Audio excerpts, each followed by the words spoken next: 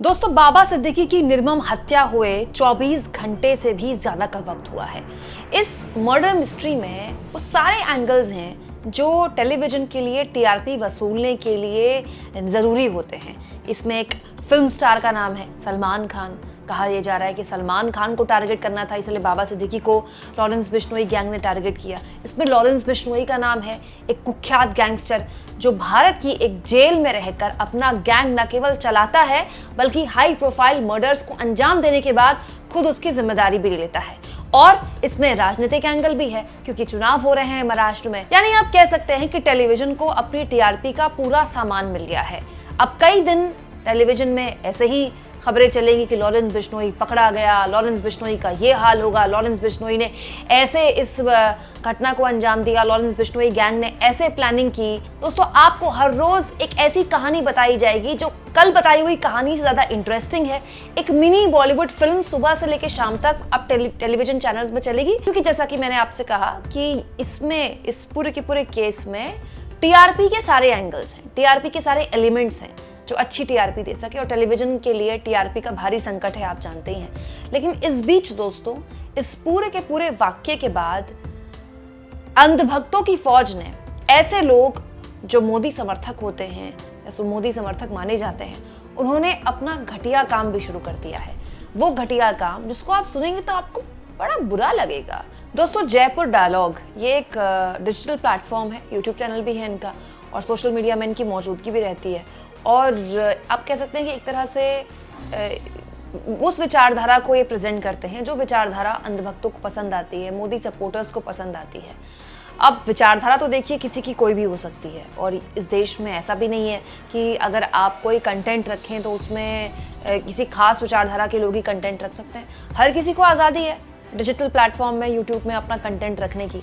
लेकिन जयपुर डायलॉग्स के official social media handle से जो पोस्ट किया गया है वो बड़ा शर्मिंदा करने वाला है, क्योंकि इससे पता चलता है कि किस तरह की मानसिकता इस लॉरेंस बिश्नोई गैंग ने जो हत्याकांड को अंजाम दिया है उसके जरिए ऐसे लोगों की मानसिकता का एक तरह से प्रदर्शन हो रहा है।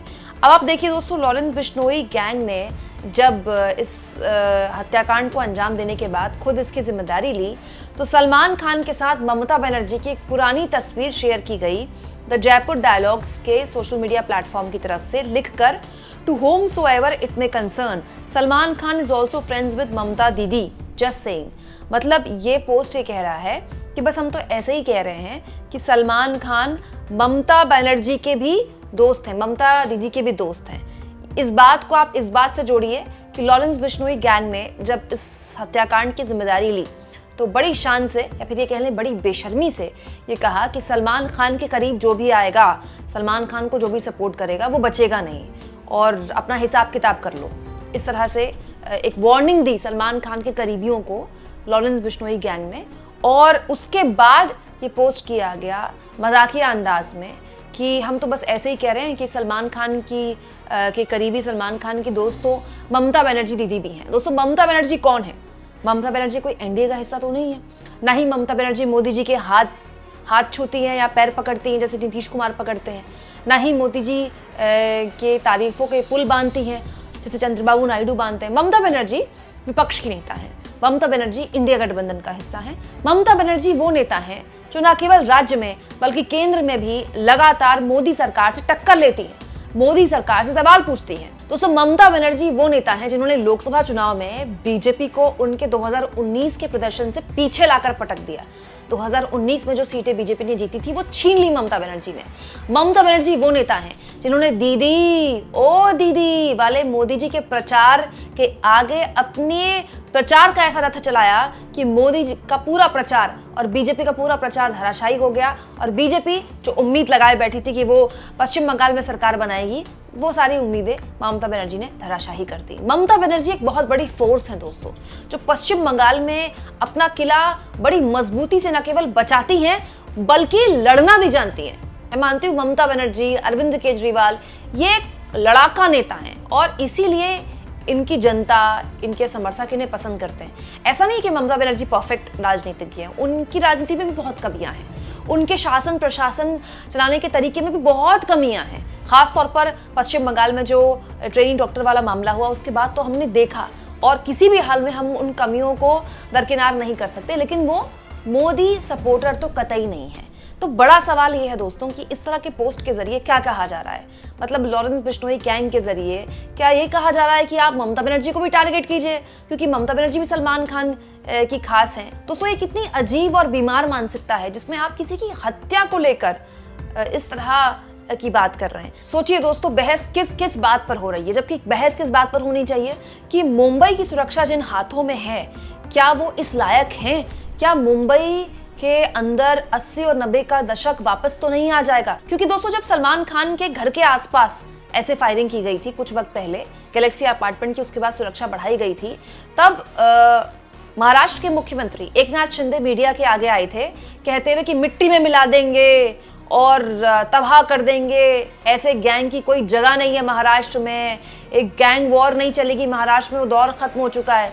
क्या हुआ उस मिट्टी में मिला देंगे और उखाड़ कर फेंक देंगे वाले बयान का?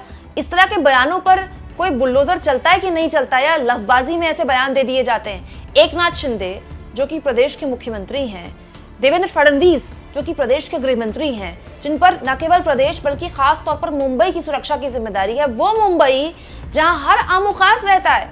मुंबई दोस्तों न केवल देश के सबसे बड़े हाई प्रोफाइल लोगों का घर है, बल्कि दोस्तों मुंबई जहां देश का सबसे बड़ा स्लम एरिया भी है, धारावी, सबसे बड़ी झोपड़पट्टी कहते हैं उसे, वो भी मुंबई में ही है। तो मुंबई के हर आम जन की सुरक्षा, हर आमो खास की सुरक्षा जिस पुलिस पर है, क्या वो अपना काम कर रही है?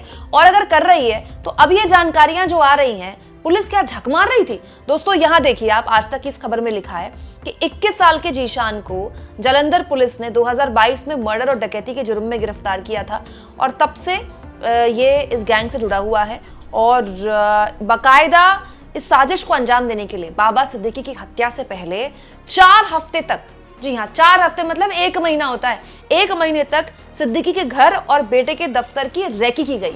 बाकायदा इसके लिए अब जानकारी निकली है कि 40 दिन तक मुंबई में ठहरे ये शार्प शूटर्स। तो मुंबई पुलिस कर क्या रही थी? इतने बड़े गैंग के शूटर्स मुंबई में ठहरे हुए हैं, वो रेकी कर रहे हैं, और एक ऐसा शख्स जो इतना हाई प्रोफाइल है, जो अपनी सुरक्षा के लिए 15 दिन पहले ही इत्तला कर चुका है मुंबई पुलिस को कि उसकी सुरक्षा को खतरा है। अब तो ये भी कहा जा रहा है कि एनसीपी में शामिल ही बाबा सिद्दीकी इसलिए हुए थे क्योंकि उनको इस बात का डर था कि उन पर हमला हो सकता है। उसके बावजूद भी इतनी हीलावाली की गई। अब दोस्तों यहाँ पर लिखा है कि जीशान को जालंधर पुलिस ने 2022 में मर्डर और डकैती के जुर्म में गिरफ्तार किया। सूत्रों का कहना है कि वो पटियाला में बंद था, पटियाला की जेल में, जहां उसकी मुलाकात लॉरेंस बिश्नोई गैंग से हुई, और उसी वक्त उसे बाबा सिद्दीकी की मौत की सुपारी दी गई। मतलब बाबा सिद्दीकी को मारने के लिए सुपारियां दी जा रही हैं दोस्तों, उनको मारने के लिए बाकायदा 40 दिन तक रेकी की जा रही है, मुंबई में ठहरा जा रहा है, और मुख्यमंत्री महीनों पहले कह रहे हैं मिट्टी में मिला देंगे, उखाड़ के फेंक देंगे। बाकायदा अब इस तरह की खबरें छपने लगी हैं कि शार्प शूटर्स को कैसे हायर किया गया, कहां से हायर किया गया, कैसे इस घटना को अंजाम दिया गया। दोस्तों साफ तौर पर लिखा है, देखिए कि 9:20 जिस दिन विजयदशमी का दिन था और जिस दिन ये हत्याकांड अंजाम दिया गया, बाबा सिद्दीकी अपने बेटे के दफ्तर से निकले, पटाखों के शोर में बाबा सिद्दीकी पर हमला किया गया। सब जानते थे कि पटाखों के शोर में गोली की आवाज सुनाई नहीं देगी। 6 राउंड फायरिंग की गई, इसमें 3 गोलियां बाबा सिद्दीकी को लगी और उसके बाद वो जमीन पर गिर गए। अब ये सारी कहानियां, ये सारी तफ्तीश बाहर आ रही है। पुलिस इससे पहले कर क्या रही थी? ये सवाल पूछने वाला कोई है कि विजयदशमी के दिन, जब वैसे भी जनरली सड़कों पर भीड़ ज्यादा होती है और पुलिस भी ज्यादा होती है, क्योंकि पुलिस को डर होता है कि भाई माहौल ना खराब हो, सब सुरक्षित हो जाएं। दोस्तों मुंबई में तो वैसे भी सड़कों पर शाम को और सुबह को भीड़ ज्यादा होती है, क्योंकि मुंबई बहुत रफ्तार से भागने वाला शहर है। लाखों लोग सड़कों पे होते हैं मुंबई में, लाखों लोग ट्रेनों में सफर करते हैं, बसेस में सफर करते हैं, मेट्रो में सफर करते हैं, पैदल सफर करते हैं। इतनी भागती दौड़ती जिंदगी है मुंबई की, और विजयदशमी के दिन तो जनरल से ज्यादा भीड़ होती है और पुलिस भी नॉर्मल से ज्यादा होती है मुंबई की सड़कों में। उस दिन इस तरह के हत्याकांड को अंजाम दिया गया, तो मुंबई पुलिस क्या झक मार रही थी? इस तरह के सवाल पूछे जाने चाहिए। और टेलीविजन में आप देखिए, इस पूरे के पूरे हत्याकांड को एक मिनी बॉलीवुड वाली फिल्म में तब्दील कर दिया गया है, जिसमें बढ़िया म्यूजिक होगा, शानदार ग्राफिक्स होंगे, स्टार एंकर होगी, एक बताया जाएगा नरेशन की तरह, कहानी की तरह कि देखिए ऐसे ऐसे ऐसे इस हत्याकांड को अंजाम दिया गया। टीवी के रिपोर्टर को सब पता है हत्याकांड को कैसे अंजाम दिया गया। सूत्रों के हवाले से न जाने उसके पास कहां से खबरें आ रही हैं। पुलिस क्या झक मार रही थी, उसे कुछ नहीं पता क्या? दोस्तों, पुलिस के पास भी अपने सूत्र होते हैं, पुलिस के पास अपनी इंटेल होती है। इतना हाई प्रोफाइल मामला मुंबई में हो गया, देश की आर्थिक राजधानी में हो गया, और मुंबई पुलिस के पास कोई जवाब नहीं है कि आखिर उसका इंटेल कहां फेल हो गया, उसकी खुफिया जानकारी उसके पास पहुंची ही नहीं क्या? और इन सब को छोड़कर एक अलग ही दुनिया चल रही है ऐसे लोगों की, जो ऐसे मामलों में भी ऐसे लोगों को टारगेट कर रहे हैं जो कि मोदी विरोधी माने जाते हैं, जो कि उन लोगों को पसंद नहीं है जो मोदी से सवाल पूछते हैं। बड़ी बात यह है दोस्तों कि इस सारी बहस के पीछे क्या असलियत छुपाई जा रही है, असली सवाल छुपाए जा रहे हैं कि आखिर इस हत्याकांड को इतनी आसानी से कैसे अंजाम दिया गया, और अगर यह अंजाम दिया जा सकता है तो फिर महाराष्ट्र की पुलिस पर कैसे विश्वास किया जा सके। और जो बात विपक्ष लगातार खड़ा कर रहा है कि हाल के दिनों में इस तरह की घटनाएं बढ़ी हैं जिसके बारे में कोई बात नहीं करता, कोई बहस नहीं होती, कोई हल्ला बोल नहीं होता है। अब आप देखिए, इस तरह की घटनाएं अगर किसी ऐसे राज्य में हो जाए जहां विपक्ष की सरकार है तो टेलीविजन वाले यही चलाएं ना कि फलाने राज्य में जंगल राज। अब मजाल है किसी की महाराष्ट्र को लेकर इस तरह के सवाल उठा ले। महाराष्ट्र सरकार पर निशाना साधते हुए कांग्रेस नेता पप्पू यादव ने कहा, ये देश है अहिजड़ों की फौज, एक अपराधी जेल में बैठ चुनौती दे लोगों को मार रहा है, सब मूक दर्शक बने हैं, कभी मूसेवाला, कभी करणी सेना के मुखिया, अब एक उद्योगपति राजनेता को मरवा डाला। कानून अनुमति दे तो मैं 24 घंटे में इस लॉरेंस बिश्नोई जैसे 2 टके के अपराधी पर पूरे नेटवर्क को खत्म कर दूंगा। आप इस मुद्दे पर क्या सोचते हैं दोस्तों? कमेंट बॉक्स में जरूर लिखें, और जितना हो सके चैनल को शेयर करें, सब्सक्राइब करें, और थैंक्स और ज्वाइन के ऑप्शन से अगर आप चाहें तो कुछ आर्थिक मदद भी चैनल की जरूर करें।